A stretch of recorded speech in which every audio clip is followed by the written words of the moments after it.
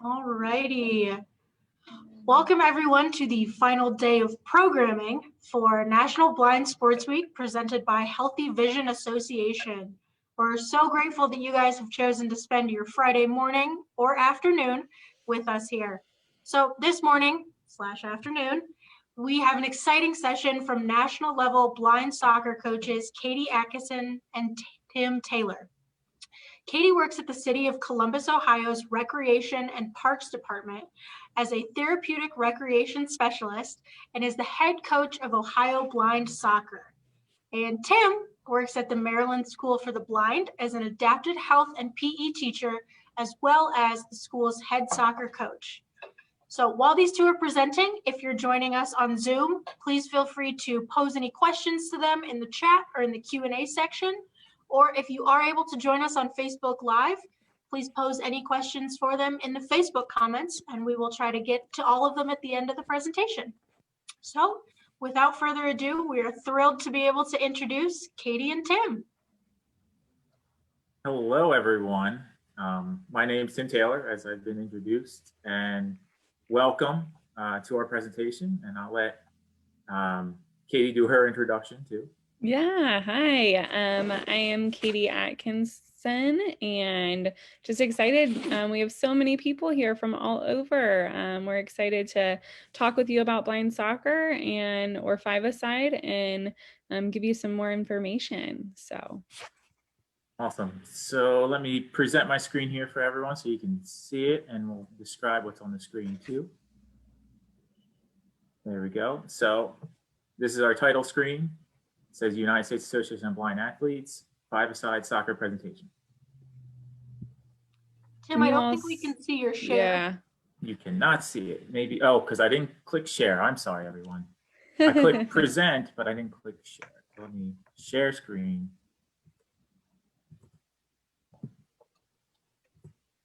Perfect. There we go. I'm sorry, everyone. So there should be an overview slide, and it has a picture of a soccer training camp that we did in Chula Vista, California. Perfect. So what we're going to do is we're going to just go over about ourselves a little bit more, what the game of five-a-side is, the history, our classifications, equipment, rules and strategies, and how to make your own field, which Tim has made, which is incredible. And then why five-a-side soccer? Why are we pushing for this? Our goals and how to connect with us and reach out some more. So this is the next slide. It says coach's introduction, and there's two pictures, one of myself and my daughter, and then one of Katie in a soccer uniform with a soccer ball. So I guess I'll go first since I'm already talking. So as I was introduced, I am a health and PE teacher at the Maryland School for the Blind, as well as the head soccer coach. We do girls and guys combined. I have a bachelor's in science and kinesiology with a minor in adaptive physical education from Westchester University of Pennsylvania. And then I went on to Slippery Rock University, where I studied adaptive physical activity. I taught 2 years in Tennessee School for the Blind, and now I'm at the Maryland School for the Blind, and this is my 4th/5th year. And I've been doing disability sports for about 12 years now, varying from Special Olympics all the way to Paralympics to blind sports to all over the board. But currently I'm doing now is blind soccer. Awesome. Then again, Katie, I have a similar pattern like Tim. I got my bachelor's in exercise science and then went to get my master's. We both came from Slippery Rock University in adapted physical activity. Whoop, whoop. And then I am currently at Columbus Recreation and Parks Therapeutic Rec. and I do blind outreach and blind sports there. We've been creating a ton of programs and opportunities for Ohio and for the city of Columbus. As I noted, there wasn't really much going on here for individuals who are blind and visually impaired. So I also am a coach, as they said, of Ohio Blind Soccer, and I've been doing that for, I think, over maybe 2 years, maybe a little bit more. But that's definitely where my passion lies. And now I'm going to doctorate school to become a teacher of the visually impaired and do orientation mobility and connect it with sports. So we're excited to continue on this adapted sport path for sure. The next slide is what is five-a-side soccer, and there's a picture of a developmental blind soccer camp we did in Ogden, Utah. Yeah. So what is five-a-side soccer? It is really, like we said, soccer for individuals who are blind and visually impaired. Some people call it blind soccer. Professional, it's five-a-side soccer. It is between two teams consisting of no more than 5 players. 4 of those players on the field are blind and visually impaired. Currently at the Paralympic level, they are B1 category. And then we'll talk about that in a second. And then they also have a category that is B2 and B3. And then that 5th person is the goalie. So 4 people who are visually impaired or blind and 1 goalie, and the goalie is sighted. And that's what I think is incredible about the game. There are 3 guides throughout the field, which you'll see in a second how the field is divided up. There is the goalkeeper who guides the defensive third. There is the coach who is in the middle third. And then there is actually an assistant coach or another coach behind the opponent's goal who is guiding really that offensive third. And then the Paralympic team total is consisted of 15 people. So 8 outfielders, 2 goalkeepers, 2 guides, a coach, an assistant coach, and then a team doctor. So those are all encompassing on who's involved in blind soccer or five-a-side. Either one. It's a lot of people, it's five-a-side. You can say blind soccer. We say blind soccer here because it's easier for the sighted community to understand what we're doing. Because if we say blind football, we get a lot. I can personally say I've gotten people like, oh, wow, you play football and tackle kids and athletes who are blind. I'm like, no, it's soccer, but we call it football. But anyway, right, you get it too. It's amazing. So this next slide is called history, and there are 2 pictures. The first picture is a player attacking another player on the pitch, trying to get to the ball. And then the next picture is a picture of the Paralympics at a soccer stadium with a panoramic view of the fans in the stands down at the field. So history, it started as a playground game years ago. And in 1996, it was then taken over by the International Blind Sports Federation, or IBSF. All right. And then it had a Paralympic debut in 2004. So it started, as I said, just like grassroots. Kids were playing who were blind, visually impaired. And then it started getting more popular and adopted in 96. And then our first Paralympic debut was 2004 in Athens. Unfortunately, Brazil, of course, they're the soccer kings of the world. So they have won gold every Paralympics since its debut. They've had some competition though. The French team is very good. We've had some other teams get close, but unfortunately Brazil has won every one. So go Brazil if you're watching from Brazil. I'm sorry, I don't want to sound too mean to Brazil there. And in 2016, in the Rio Paralympics, there was a push to start in the United States. And Tokyo 2021, which I think is actually, right, it's still 2021, I'm correct, yes. We have 8 teams that will compete for the title, so they have to do a World Cup of blind soccer before that to qualify to get into the Paralympics. So there are 8 teams that are gonna be playing in the Paralympics in 2021. And the current top rankings, Brazil, Argentina, China, Spain, and Iran have some of the best teams in the world right now. It is played by B1 athletes on the Paralympic level. For my level, and I'm sure Coach Katie can say the same thing, we do a lot of mix. We don't, if it's you're a B1, B2, B3 athlete, that's fine. We'll get you out there. We just want you to get involved. But at the Paralympic level, you have to be categorized as a B1 athlete. There is a B2, B3 category game that's separate, but we're not going to be really talking about that too much. And also a big push in recent years has been developing women's teams across the world, which is also awesome. It technically is not in the Paralympics right now for women, but we'll get into Ulrich Pfisterer, which is the charge of blind soccer internationally. He's pushing for women's team to grow throughout the world. Yeah, and I agree with Tim. I think a lot of teams right now, we're all grassroots, so we're just taking anybody and everyone who wants to play, who is interested. I think both of our teams are mixed gender, female, male, in all ages. So that's what's exciting about it. We're kind of just getting everybody involved to grow the sport here in the US.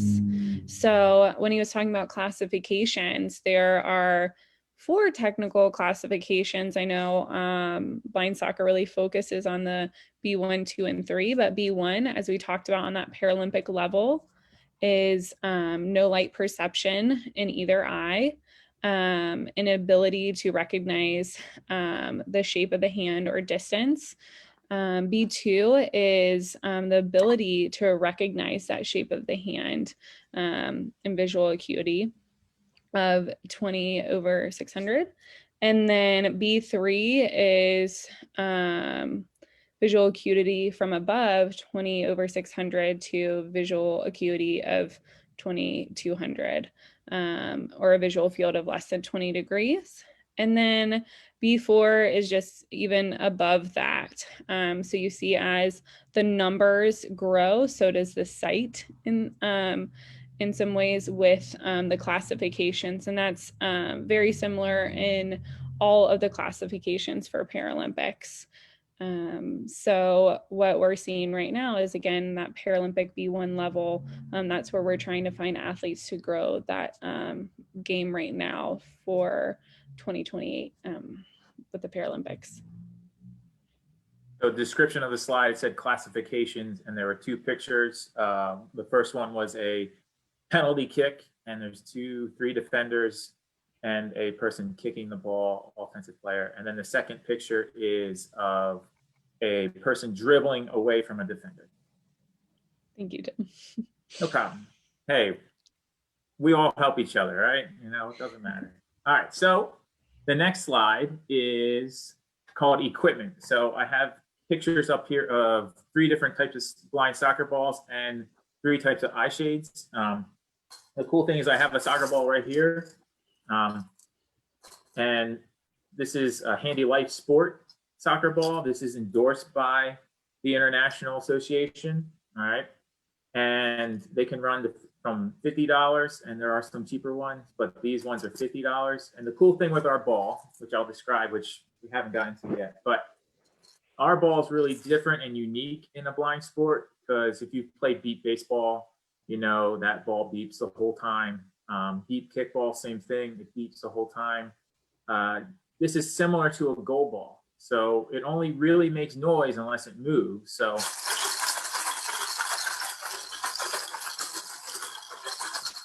that's the ball when it moves. And as soon as I stop it, it makes no noise. So a good thing we try to tell our athletes is to definitely keep moving. All right. Because that's how you're going to keep track of the ball. All right. And then there's also, we'll get into game strategies a little later. Maybe I'm going too far ahead, but also ways you can stop the ball and make it silent so the other team can't hear it. But as I said, our ball's pretty neat. It's got metal bearings inside that make that rattle noise. And it's a really durable ball. I mean, you can kick this pretty hard. It's lasted outside, inside. It's very good. So Handy Life Sport, great ball. I'll stop endorsing them. I'll put it down now. There's also GoalFix, which is our, you can get balls there too. I actually haven't used any yet. but I do hear they're very good. They are a little cheaper, $39 to get one. So you can just go on GoalFix's website or Handy Life Sport and order them. It is overseas, so you do have a shipping cost as well. So be mindful of that if you want to buy one yourself.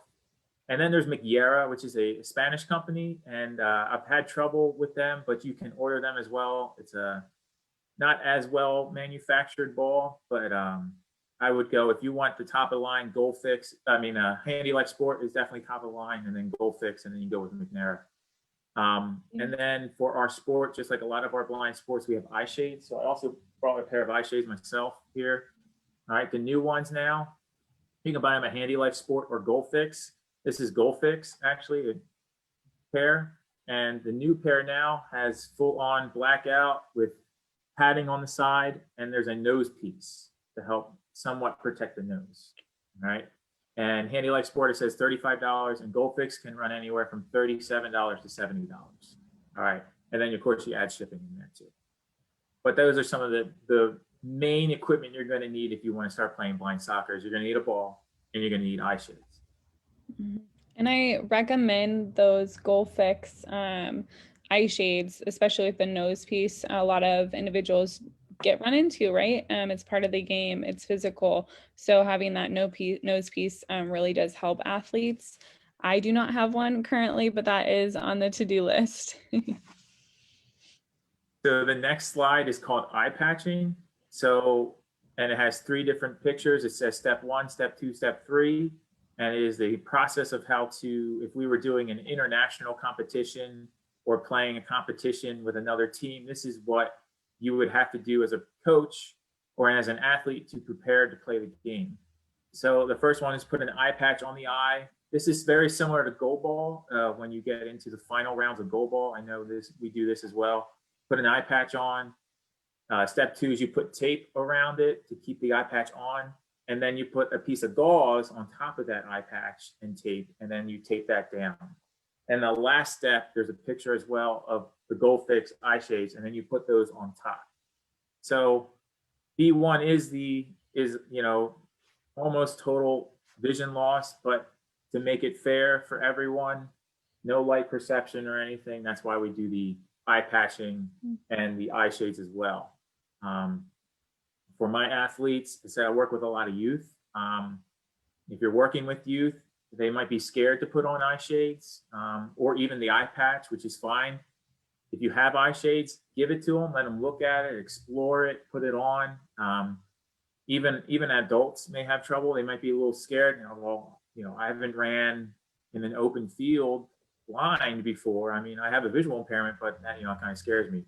So you can always ease them in, try doing drills without the eye shades. And then once they get more familiar, you can challenge them to put their eye shades on for a couple of drills, and then eventually work up and build the confidence up. And then you can go full on eye shades the whole game or activity or whatever you're working on. 100%. And make it fun, especially with the kids. I have goofy kids eye shades, sleep shades that they love with animals on them, and show them that it's nothing to be scared. You do it yourself. So also I wanted to mention as well with B1, 2, and 3, with the eye shade situation, I know there's a lot of debate between why would we have to have these classifications with everybody being on the same level? We're all putting on tape and gauze and eye shades. What's the difference? And I know that's still a debate currently through blind soccer right now. So I know if you're thinking that question, we've all thought that question. So you're not alone. So this is the next. Oh, sorry, Katie. Yes. No, you're good. You're good. Okay. You're good. So the next slide, this is says equipment, and there are 3 pictures of the goals. So the goals are a little different than sighted soccer. They're not as big. They're actually a lot smaller, and they were actually a lot smaller until probably about, I think it was, get dusting off the cobwebs. I think 2 years ago, they changed the size because originally it was smaller. And to open the game up more and allow more scoring, they made the goals bigger. So now the standard size is a standard field hockey goal. And in the picture, there's two from the front of the goals and the back of the goals.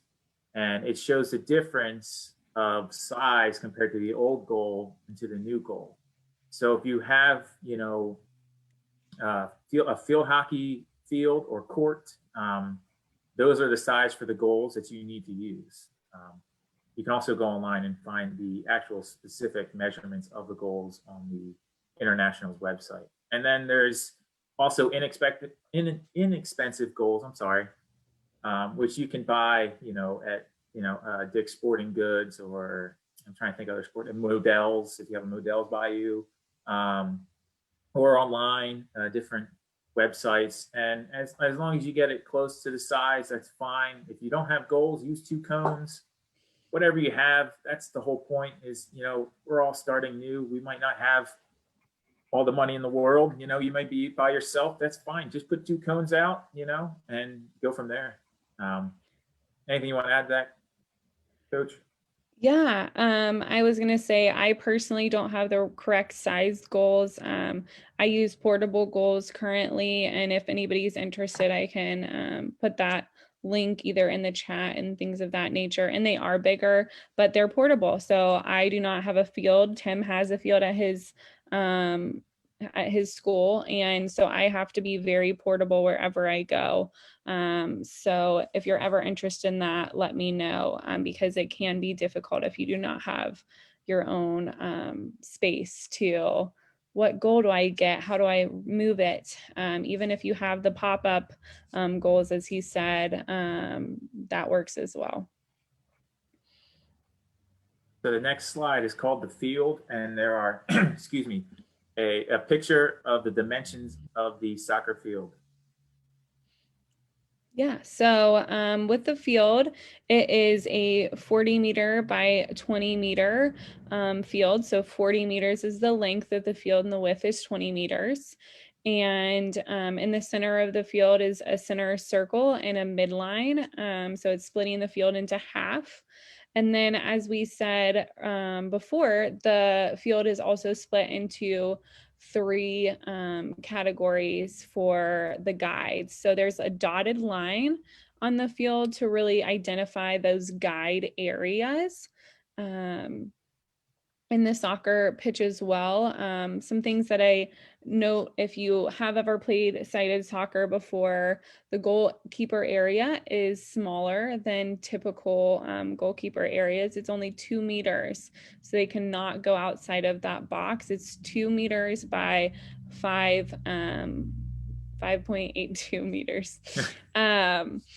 And then on the side, which we'll talk about, on the side of the field, or the length of the field, are sideboards. I know they also call them kickboards in the rules.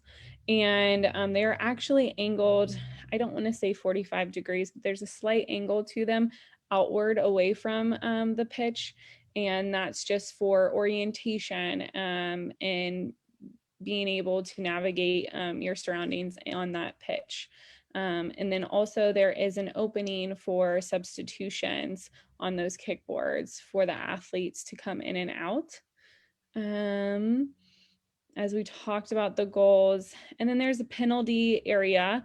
There's actually 2 markers. There's like a half circle. If you think of a basketball court or anything, there's where you shoot the free throws, there's a half circle around that area that's similar kind of in soccer. So there is a half circle with a dot in the middle of it for a penalty spot, and that's 8 meters away. And then there's even a farther penalty spot that is even further away from that. Actually, sorry, I apologize. The first one's 5 meters, the second one's 8 meters.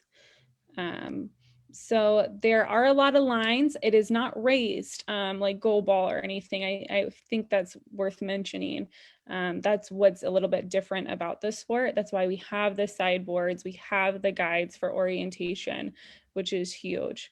And really those lines are for markers for you when you start the game, when you take those penalties. And there will also be guides, and referees will help assist when you need to go to a penalty spot and things of that nature.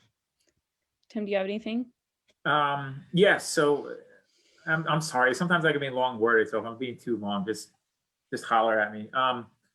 So what Coach Katie was saying, there are sideboards running along the field. Unlike sighted soccer, there are no out of bounds except behind the goal line. So the boards go on the sidelines and they go all the way down to the goal line, and then they stop, and then there's an opening all the way to the goalie. And from there, that can be out of bounds. So that's the only place, and a lot of technique and offensive and defensive strategies play off the walls. And also, like Coach Katie said, the lines are not tactile, so they are just painted on there, and that is for the sighted guides. So unlike other line sports, you are running in open space. Like track and field, we may have guides, we may have guide wires. Goal ball, we are in a confined court, we feel it. But soccer, which is really awesome, I'm saying it's awesome. I'm also not blind or visually impaired, but like, you are running in open environment. This is you're controlling yourself. You have no guide. So it can be a little scary for some at first, but after a while you get used to it, and you're running, full speed down the field. It's really awesome to watch. So this is the next slide, and there's another picture of the London Paralympic Games in their field, and Coach Katie's gonna talk about that. Yeah, so right now, as we're looking at the picture, there's the stands in the background, and then they have the sideboards with different logos on them. And again, as we talked about earlier, there's the midfield, and then the attacking third, and then the defensive third. And it's just broken up in color here. So there's a green attacking third, midfield is blue, and then there's another green defensive third. Right now we have two teams just getting into position for the start of the game. And we kind of already talked about those three areas. The next slide says rules, and there's a picture of a offensive player trying to avoid two defensive players. So regarding the rules, I know Tim and I can play off of this. There's so many rules. IBSA in the end of this PowerPoint, hopefully the USABA can send this PowerPoint to you all. If not, we can as well. But there is a link if you go to ibsasport.org, and then you go to sports, football, and then rules.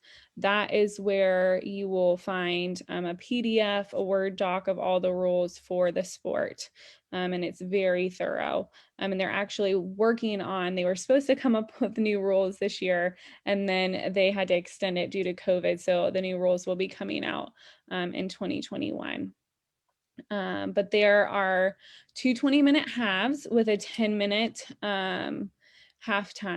So the whole game is 50 minutes. And then, as we said before, there are 4 players on the field who are blindfolded and one sighted goalie. And then each team gets a 1 minute, gets one 1 minute timeout per half, but only with the possession of the ball. There are no offsides, as Tim said. That sideboard goes along the length of the field, and there's actually like 1 meter past the goal line where that sideboard extends to. So when the whistle blows, you'll know once you reach the end of that, you're out for sure. And then you can make substitutions. So you can make one goalie, and there's one goalie and 4 players. So you can make those substitutions. Again, those guides are going to be very important. We're going to continue to talk about that. But the coach, the goalie, and the guide on the opponent's goal are very important. And then in defense, one of the biggest roles, which I think when we get into strategy and we get into defensive talk, we're going to continue to harness in on the word voy. So the word voy, it's not boy, it's VOY, and it means I'm coming. you're coming to the ball, right? So that's just alerting all of the offense to know where you are. And it's usually around, I would say, Tim, correct me if I'm wrong, I know it's not in the rules, but around 5 feet is when a little bit before then, 5 meters, I say voy. I think 2 meters, you would say? It's 3, I think it's 3 3 meters, I believe. 3 meters. Yeah, on the rules, it's not very clear. And I mentioned that when I had recently asked for some rule changes. So I always just emphasize saying the word voy when you can with my athletes. Verbal cues are great.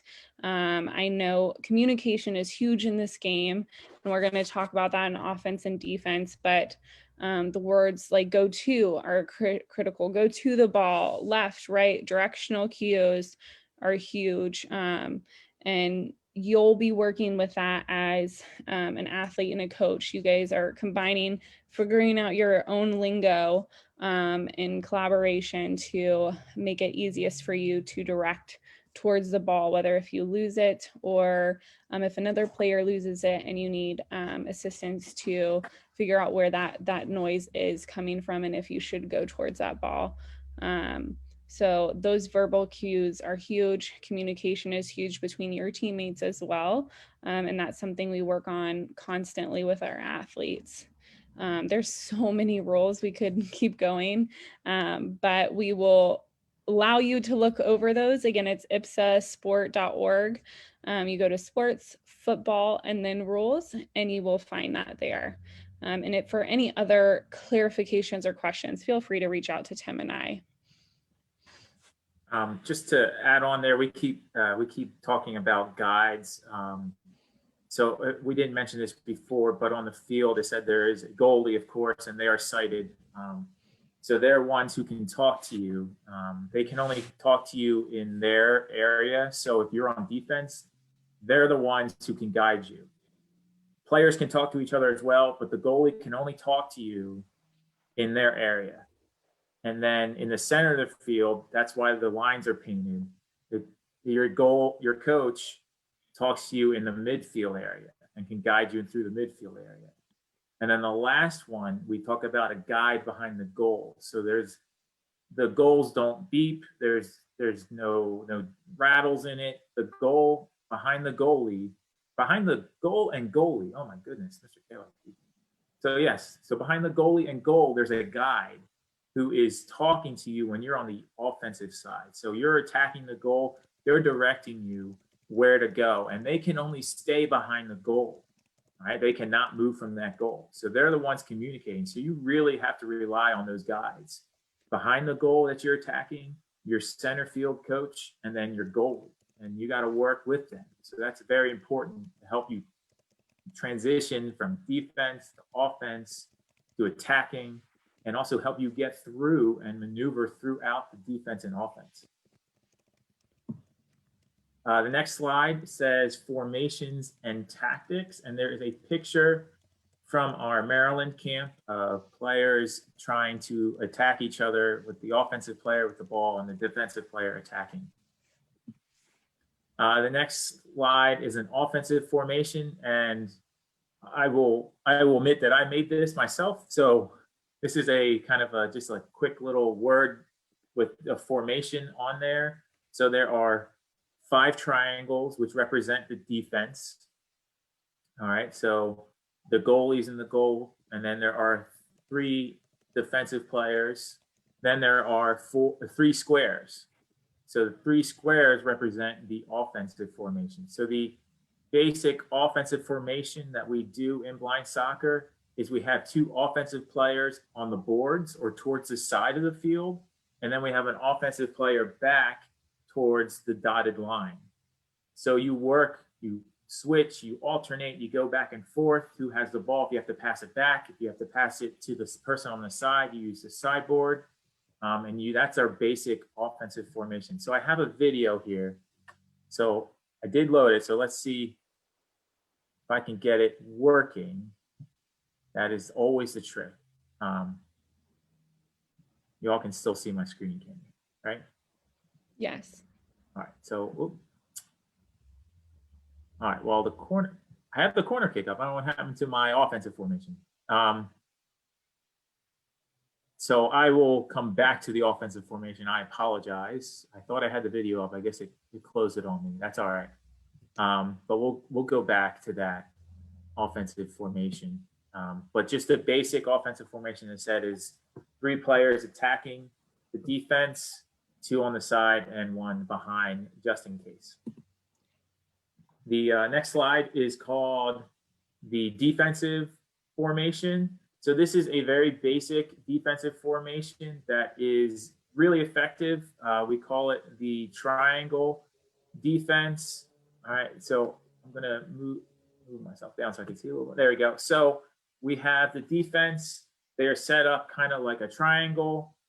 It represents on the screen, we have 5 different triangles, the goalie. We have a defensive player in front of the goalie between the dots for the penalty shot.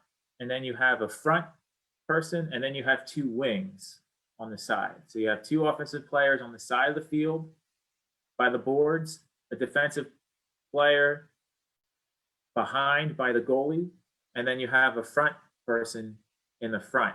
So it forms kind of a triangle or diamond to make a defensive formation. This is your basic defensive formation. So when the offense is coming in, they come from the right.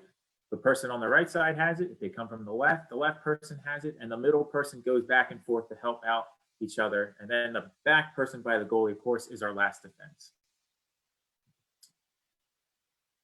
All right, this is. Can I speak? Sorry, for Absolutely, a second. go ahead. So yeah, I really like that. I think starting out that diamond position, just overall, just saying this is a diamond position that we're kind of using. I use that even in my offense as you get more competitive and are really working as a team. Obviously that diamond's going to shift, or like he has that 3 offensive people are really pushing forward, where we have that one maybe staying at midfield as the others are collaborating and working together to score that goal. So it's noted that these formations will move as you move and things of that nature, but working on keeping that formation is key with your teams. And I always think that diamond position is a good starter position. Well said.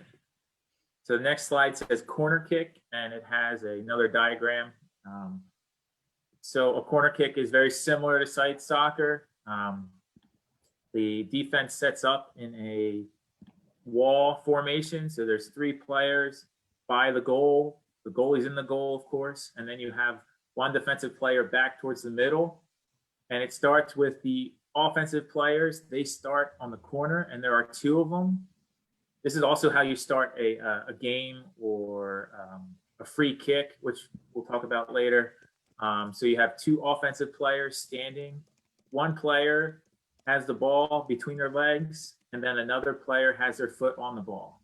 One of the rules, one of the many rules, but a very important one, is you cannot touch the ball with the start of the play unless somebody else touches the ball first. So that's why we have somebody's foot.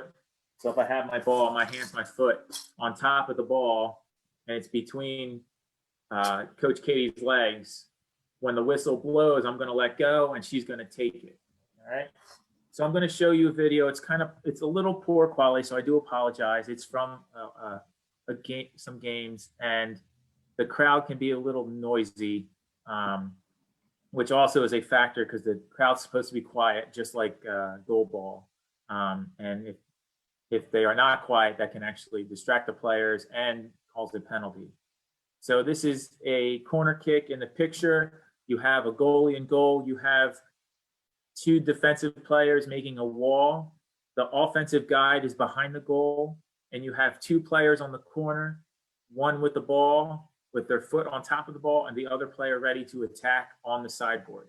So I'm just going to play it out, and then I will describe what happens as well. As I said, it's a little loud because the crowd actually cheers. So the ref has it, blows the whistle, the player takes the ball down the board, They're going down towards midfield. Now they're coming back towards the goal, going through defenders. They dribble past, they shoot, score. So with the corner kick, the player had their foot on the ball. The ref blows the whistle. The other offensive player takes it. They take it down the board. They come towards the middle of the field, come down and kick. What I try to tell my athletes is we want to try to get a kick on goal as quickly as possible.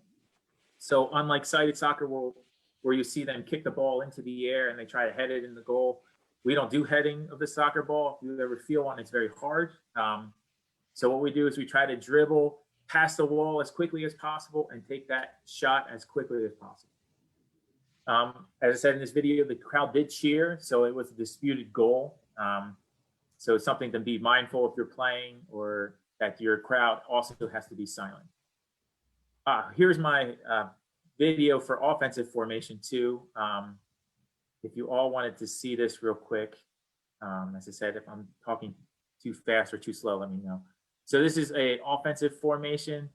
So there is a offensive player from Brazil. They are on the left side board, all right? And the player, their other offensive player, is on the right side of the field.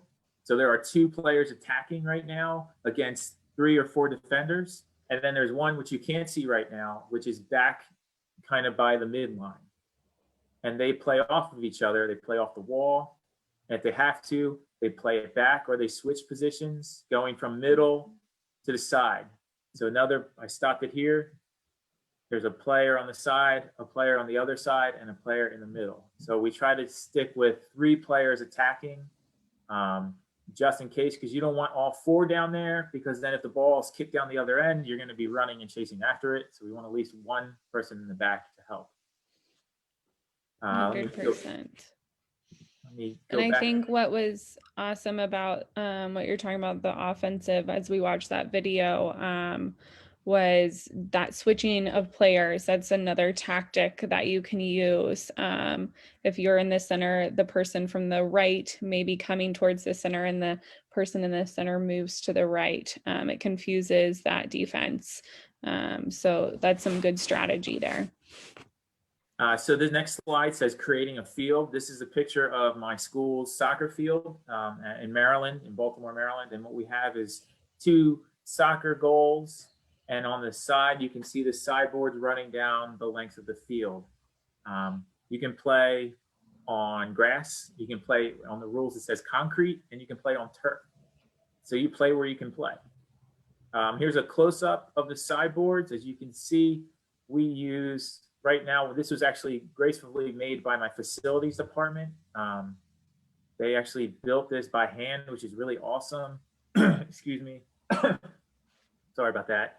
And the boards are marine plywood, and they're reinforced with steel, and they're anchored down in the ground, as well as heavy sandbags on the side. Here's another close-up of the sidewall. You can see it's all the way down running the side of the field, and the gate of the field to enter the field is going out of the field. So it's not going into the field, it's going out, which is very important for safety. If somebody's coming in or out, very important so that gate swings in. Another picture of the gate swinging in. Like Coach Katie was saying, it's angled a little bit to help with that ball coming off the board. And that is, so, I mean, I could go on, and I'm sure Coach Katie can, about making your own field. Use what you got. If you don't have sideboards, which most people don't, or don't have goals set, use cones. If you have hay bales, use hay bales as a sideboard. I've used, for some camps before we had this, we used folding tables. If you have an old tennis court, I mean, you use a basketball court with a fence on the side, you use what you can find.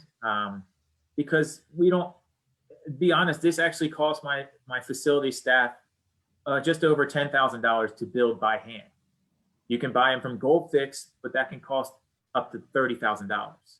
So that's a lot of money, and we understand that. But if you're out on your own, or you have your own USABA chapter, use tables, use hay bales, whatever you have. I was even told by someone internationally, said they actually played saw a game played with pedestrians or fans locking arms as a sideboard, which I think is crazy, but it works, I guess. I mean, feel bad for the people standing on the side, but whatever you have, you use. And that's the important point I hope you take away from that is you have these big things you can buy, but they're a lot of money. So try to use what you have. I agree. And I started out at the School for the Blind in the gymnasium with tables. They can be dangerous. If you run into it, the table will move. But it gives that orientation marker. And I had pug goals. They're little pop-up goals that are like half circle goals. They're very small. And that's how I started. You can do that. Look for donated soccer equipment, something. To get you kind of started and motivated, and just find a spot to mess around with the ball, whether it's even outside on a wall, in a park with open grass, and just making sure no one really is in your area, and just work on some skills. That's a good way to start out. You don't need a huge field. And I think for both of us, if you have any questions on just getting started or a field, we can definitely help you out with that. So what the next slide says, why five-a-side soccer? And there are two pictures here. There is a picture of myself and athletes using a tactile soccer board that I kind of makeshift so they understood positioning using magnets and Velcro. And then we have another picture of my Ohio Blind soccer team in our little uniforms. We're so pumped about and just smiling for the camera with our eye shades around our neck. So why five-a-side soccer? Why are we doing this? Why is USABA and myself and Tim so enthralled with this sport? Why are we pushing it in the US? So one, as I think everybody else here agrees with, it's more opportunities for recreation and sport for individuals who are visually impaired and blind. There are not enough sports and not enough opportunities around all of the US. And it's crazy to think that that's not available to everyone, or people don't know how to adapt some of those different sports or recreational opportunities. And we're excited that soccer is one of those. Constant activity. You are constantly moving, so you're getting that physical activity. You're improving gross and fine motor skills, which I know as you lose sight, some of those gross motor skills can be a struggle. So that is improving. You're increasing your heart rate and decreasing the secondary conditions. As you get older, you want to be active. And then it increases your quality of life. You feel better after you work out. You feel better messing around, being in a community and exercising. But why soccer? We think it's one, a safe area. Also for participants to move. You're moving around in space. It is in most ways an enclosed area. Most times if you're in an open space, you can feel lost. You can maybe not feel safe. Well, and I preach this to all of my athletes, and on the soccer field, you are safe. We make sure there are sideboards. That's the only thing you're really running into. We play with an indoor field, and other than the boards and our athletes, you have a free reign to move and express yourself through soccer. It works on, which is my huge thing, orientation and mobility. That is a life skill. It's huge. And there are so many things that we work on orientation mobility wise through soccer. And I think it's one of the sports that is more mobile in that way. And that's exciting to me. And then balance and coordination. You need balance and coordination while you're dribbling, while you're passing, when you have your foot on top of the ball. And I know that also can be lost if you lose sight at the beginning of your life or later on in life. Inclusion, community. That's why I started it. 1, I love soccer. 2, I love working with people who are blind and visually impaired. And 3, we're getting in community, and we didn't have a community here. So it's huge. People are creating lifelong friendships, and creating an athletic community who shows their empowerment and independence through sport. And then again, like we said, through sport, we've got that empowerment. We have that teamwork, confidence, life skills. And we're trying to show people that any person can do anything. It doesn't matter if you're blind, deaf, any intellectual disability, you can do it if you put your mind to it and you're able to show them that you've got it together. You can be independent, you can do things. I think sport is able to show that, especially with the Paralympics. Tim, do you have anything else to add? Perfect. I have to add a thing. That was great.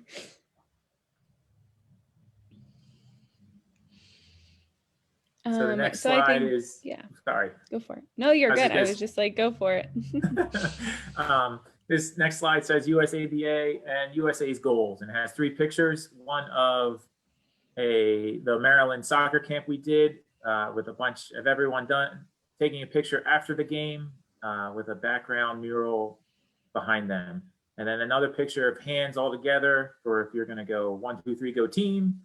And then the last picture is our picture at the end of our Chula Vista, California soccer camp that we had back in last fall.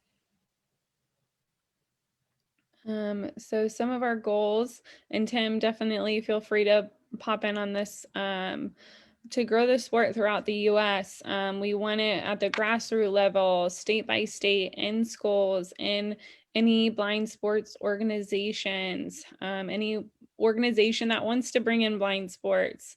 We want soccer to be known. A lot of people know about soccer in the US. So that knowledge base is already there compared to goalball. People are like, what is goalball? With soccer, they're able to connect and understand, and then to share that, hey, individuals who are blind and visually impaired can play soccer. It's awesome. So we want to promote that in any level. Recreation and competitive. Again, we are trying to go to that national level and play with international teams, but again, it can be at all levels. Right now we're trying to create more clinics. I know COVID put a damper on a lot of our great clinics that we're going to have this year, but we are going to keep on going and creating more throughout the US. We want more coaches. We're working on that and trying to grow coaching. I know I answered one of the chats, but we are working on creating videos and things for other coaches to get out there at the grassroots level. And more athlete clinics as well for more individuals to get a taste of it, see if that's what they love to do and want to pursue through this national level. Creating enough teams for a tournament. Heck yeah, we need a tournament. My athletes are waiting for it. I know Tim's played another school, and my athletes are just waiting to get a bite of somebody else. So huge to create national competition. Again, like that national team, we're working towards that. We did that in California, and Tim and I can probably talk about that in a second. And then again, we talked about women's teams. Women's teams are just flourishing all through international competition right now, and we need to be on top of that too. So there is a push for women's teams, and then to play internationally and compete on that 2028 Paralympics is our main goal coming up here. Tim, do you want to talk a little bit about the clinic in California? Sure. I don't want to talk too long because I know we're running short on time, but okay. But yeah, so we had a clinic in Chula Vista, California, which is a national training facility for the Olympics and Paralympics. And we were graciously invited to go there, and we had a full-on pitch we could use. We invited certain athletes based on if they played before, or some of them hadn't played at all. to try to train them and see how they could coincide with each other, would they work well with each other, and try to identify some athletes that we think could be a part of that 2028 team. I said it was, how many days? Was it four days? I think so. 4 days, and we were out there from 9 to 12, and then we had lunch, and then it was from like 1 to 5. We were out there as long as possible. We were working on drills. It was a big crash course of this is blind soccer, let's play. And it was really just, as I said, to develop these people from all over the United States, Texas, Ohio, New York, New Jersey, all over. So hopefully they can spread it out to their chapters. And that was kind of our goal, to identify some athletes. But this is our next slide, just resources and contacts. If you have any information, if you need any information, you can contact, we put Kevin Broussard in there. So I should have said this in the beginning, but I want to thank, I'm sure Coach Katie will as well, Kevin Broussard. He's our membership manager for USABA, but he's been kind of helping us every step of the way with blind soccer. And kind of learning and giving us the opportunities to do what we do.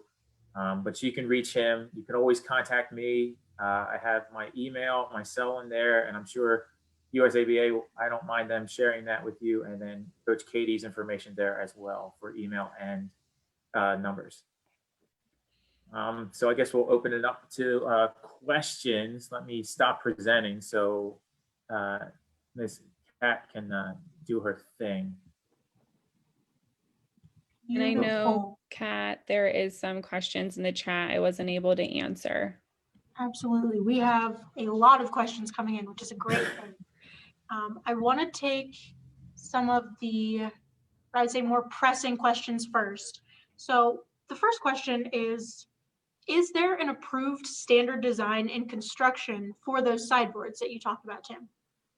Can you repeat that? I'm sorry. Is there a approved standard design and construction plan for someone who wants to build their own sideboards? Yes, you have to. I would go on the website, and and the international website, and they actually have specifications you can look at. There's different lengths and heights. It is on there. It gets really nitty gritty there, but be honest. My facility staff actually watched a video that was filmed by my superintendent when he was at the games. Of these are sideboards, we want you to build these. And they built it from that, and then they went on the line to find the specifications. Gotcha. Perfect. Another question, I'm going to kind of mix two questions, one from Facebook, one from our Zoom chat, is in the US, has the sport of five-a-side or blind soccer gotten involved at all with the MLS or any, larger able-bodied soccer teams? So I know we would like to, right? I had we did a community outreach with the Columbus Crew when I was first starting. We had it in a gymnasium with tables, and we had one of the athletes come out and try blind soccer, and it's incredible. And which I'm excited to share about right now is the Columbus Crew donated mini pitches to the city, and we are going to be using one of theirs, and I'm hoping to reach out as well to them and just keep that information flowing and getting more athletes and the crew involved. But I think it's, Tim, you can also say too, reaching out to them as well. I think probably USABA is doing that, as well as individual teams to try to get more notice of the sport. Right, yeah, I think Kevin Broussard, and I'm sure Ms. Kat here, as they've been working with trying to get U.S. Paralympics and U.S. soccer involved. I don't want to speak out of turn or out of hand, but yes, we've been trying that. As Kate said, she's running her area.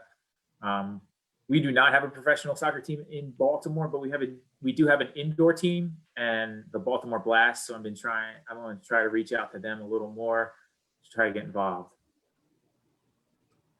So another question from the Facebook is from one of our friends, Carl, and he is interested about what types and what is the severity of injuries that can come from blind soccer. You know, by when you were talking about athletes coming at each other, you used the word attack. And that, you know, I think a lot of us are just a little interested or concerned about what the physicality of that would be. So that's a great question. So soccer, unlike a lot of other blind sports, it is very physical. What I tell my athletes and even my adults who are starting out is to use your bumpers. I know it sounds childish, what the heck, but honestly, it's really literally, tell them to put one arm up, out, away from their face, and I tell them also put one hand and arm down towards their lower body.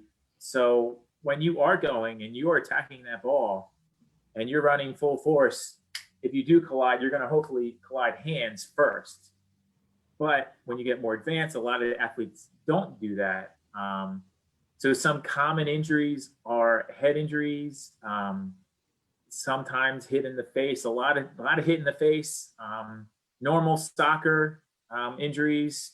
I mean, we wear shin guards, but you do kick in the shin sometimes. But that's where that rule voy comes in. So the word voy is very important. So if I do have the ball and Coach Katie's coming after me to get the ball, she has to yell voy within 3 meters, which is 10 feet. And so I know she's in front of me, so we don't smack into each other. And if she doesn't say it, well, it's a penalty, and sometimes it happens. I do know that GoalFix is working on a headgear. It's not completely patented yet, but I've been working with them, and they've been trying to figure out a head guard. And some people do wear a head guard, and that's okay. There's nothing wrong with that. It's not illegal. But common soccer injuries, turf toe. I don't know. I'm not the athletic trainer here, but I used to do athletic training. So yeah, I would say common injuries. So ankle sprains, being stepped on, you're going to get that. You're going to get contusions or bruises. It is a physical game. Like you said, I encourage my athletes to push back. I encourage them to push me. And so I 100% know that is scary. But you shouldn't be afraid to get physical in the game. It will happen. And you will have that arm up. I say use that bumper arm 100%. And that's also a orientation and mobility technique that they use. So, and we use that in all of our life. So it's easy to kind of remember putting your arm up 90 degrees above your face and chest. So it is a physical game. And if you are not looking for that, it's difficult, but I encourage you. There's just so much movement and freedom in the sport that yes, injury can occur in any sport, right? In any area of life when you're walking across the street. But I really encourage you to try it out. It is very enjoyable. So we don't have time to get to all of the questions, but that's a good problem to have. I'm glad to see that everyone was so engaged in this presentation. And we know that both Coach Katie and Coach Tim left their contact information, so feel free to reach out to them or to reach out to us at USABA directly with any of those questions that didn't get answered. The last question I want to pose to you guys is, what is one piece of advice you would give to a young athlete who is blind or visually impaired, regardless of sport, just advice? You want to start or you want me to? Go for it, Tim. Well, since I work at a school for the blind, I work with youth more often. And if they want to get in, I just tell them, just try it. There's nothing wrong with trying. And if you fail, so what? You learn from that failure and you keep pushing on. And that you may not like a sport. I've had kids come out for soccer and they did not like it. And I said, well, you don't have to do it if you don't like it. And that's fine. This is your time as a young athlete to develop what you like. Some people may like tandem biking better than soccer. Some may like goal ball. Most people like goalball, but anyway. So yeah, just try, and you know, the more you try things, the more you learn about yourself and your own capabilities, and that, you know, even you trying is one step further than you were the other day. You know, you could be sitting on your couch right now watching binge watching, I don't know, some television show and eating, you know, candy bars all day. No, you're up trying something, and that's better than just sitting and doing nothing. Is to get up and do something, because if you just sit there, it's not going to help you. Getting up, trying, doing new things, that is what's going to get you somewhere. I agree. I 100% agree with you, Tim. I definitely would say I work with a lot of kiddos through the Envision program in Pennsylvania, and a lot of kids try different activities, as Tim said, and they are scared to try them. It's a confidence builder, it's a self-esteem builder, and it shows you that you can do a lot of stuff, whether it's with physical activity or in education or whatever it is. It pushes you to be a better person, and it pushes you to find your niche, what you like. Like you said, try everything. There are sports that I do not like. There are sports that I do enjoy. We're not going to enjoy everything in life, but you've got to push yourself, especially to show others what you can do, and to push yourself to be better. It's that internal motivation. So try it out, because you'll never know where your passion will take you. Absolutely great advice, guys. And thank you both so much for sharing your love and immense knowledge of the sport of five-a-side / blind soccer. And we're so excited to be able to help you all and help everyone to grow the sport in the US. So thank you both again. Thank you. No problem. Thank you all for attending. And for those of you who had questions that did not get answered, please head over to the USABA Facebook page, where Katie and Tim's video has been live streamed. And if you post your questions at the bottom, we will try to get to those as soon as we can. So head over there, post those up, and we'll try to get them answered. At 12 p.m. Mountain Time, 2 p.m. Eastern Time, I hope you all come back wearing your workout clothes for an endurance workout with Achilles International's Director of Triathlon, Francesco Magisano. Then our evening session starts at 3 p.m. Mountain Time, 5 p.m. Eastern Time, where we will have former Director of U.S. Paralympics Track and Field, Kathy Sellers, joining us to teach us about the sport of track and field in the BVI community. We will wrap up this evening then at 5 p.m. Mountain Time, 7 p.m. Eastern Time, where we will have then the Achilles International Director of U.S. Chapter Development, Eleanor Cox, joining us to discuss the accessibility of running, guide running, and the virtual opportunities that exist for everyone around the country and around the world. So with that, I will see you all back here in 51 minutes, wearing your workout clothes and getting ready to get active. Have a great day, everyone.